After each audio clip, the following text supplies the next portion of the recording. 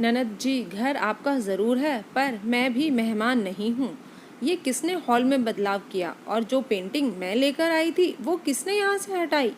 घर में पैर रखते ही खुशबू चिल्लाई, अरे सांस तो ले ले लड़की, आते ही शुरू हो गई ये। लड़की बैठ जा ज़रा, ससुराल से थकी हुई आई है। रमा खुशबू की माँ पानी देते हुए बोली। खुशबू बिना सांस लिए पूरे घर को निहार रही थी। उसको सब कुछ बदला बदला लग रहा है। वो वहाँ से अपने कमरे में गई तो देखा कमरा भी बदला हुआ था। कमरे में नए पर्दे, कुशन और पेंट्स का कलर भी। पूरे कमरे की काया पलट थी, जो उसको पसंद नहीं आया, क्योंकि आज तक पूरे घर की डेकोरेशन और सामान का रख रखाव वो ही करती आई है। किसी की भी पसंद दखल अंदाजी पसंद नहीं थी उसको। इसीलिए खुशबू को बहुत बुरा लग रहा है कि तभी खुशबू की भाभी चाय नाश्ता लेकर उसके कमरे में आई और बोली, दीदी आप आराम से चाय नाश्ता कर लीजिए। कि तभी खुशबू की नज़र नए कप पर गई। नए कप सेट देखकर बोली, तो ये सब आपका किया धरा है, क्योंकि इसको उसको पता है कि उसकी माँ तो कभी कुछ लाती ही नहीं, क्योंकि उनका लाया हुआ सामान उसको पसंद ही नहीं आता था। खुशबू घर में सबसे छोटी है तो सबकी लाडली भी।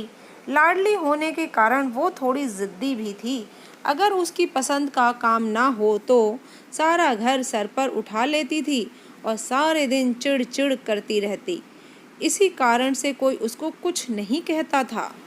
खुशबू की शादी के कुछ ही समय बाद ही उसके भाई दीपक की शादी हुई। दीपक की शादी तक सारे घर के सामान की जिम्मेदारी खुशबू पर थी, लेकिन जैसे ही प्रीति, जो खुशबू की भाभी है, शादी होकर आई तो प्रीति की पसंद बिल्कुल अलग थी। उसे खुशबू का लाया हुआ सामान कम जम रहा था, और तो और अपने घर को सजाने का शौक तो सभी लड़कियों में होता है। तो प्रीति भी अपने घर को अपनी पसंद से सजाने लगी और घर में किसी ने भी कुछ नहीं कहा, क्योंकि उसने अपने प्यार और स्नेह से सबका दिल जीत लिया था।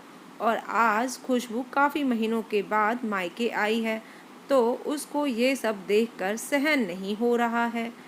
तभी रमा जी बोली, ऐसे बात करते हैं क्या अपनी भाभी से? खुशबू बोली, माँ देखो ना, इन्होंने आते ही मुझे पराया कर दिया, सब कुछ मेरी पसंद का बदल दिया, और इस घर में और तो और मेरे कमरे को भी नहीं छोड़ा।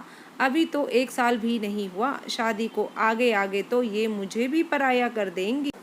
खुशबू गुस्से में बोले जा रही थी, ये घर मेरा है, जान लो। प्रीति बोली, दीदी ये घर आपका ज़रूर है और आपका ही रहेगा, पर मैं भी यहाँ मेहमान नहीं हूँ और मुझे भी हक है अपने घर को सजाने का। और आपके कमरे में मैंने ये सोचकर बदलाव किया कि आपको ये ना लगे कि आपका कमरा मैंने छोड़ दिया। अगर आपको पसंद नहीं आया तो मैंने आपका सारा सामान संभाल कर रखा है, वैसे ही सारा सामान लगा दूंगी जैसे आपने लगा रखा था।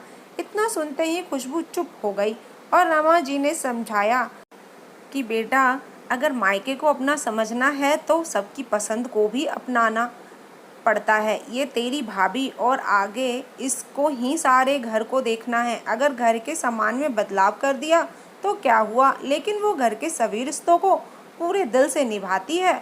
जिस तरह मायके पर बेटी हमेशा अपना हक समझती है, ठीक उसी तरह बहू भी अपने ससुराल पर हक चाहती है। इसी तरह रिश्ते मधुर रहते हैं। यदि हम एक दूसरे से छीनेंगे तो रिश्ते खराब होंगे। अब माँ की बात खुशबू को समझ आ गई कि अगर परिवार में खुशी और रिश्तों में मजबूती रखनी है तो एक दूसरे को उसका हक देना पड़ता है। तो दोस्तों, आज की कहानी आपको कैसी लगी प्लीज़ कमेंट सेक्शन में बताइएगा कमेंट करके। और वीडियो पर न्यू है तो प्लीज़ चैनल सब्सक्राइब कर लीजिएगा। धन्यवाद। फिर मिलती हूँ नई कहानी के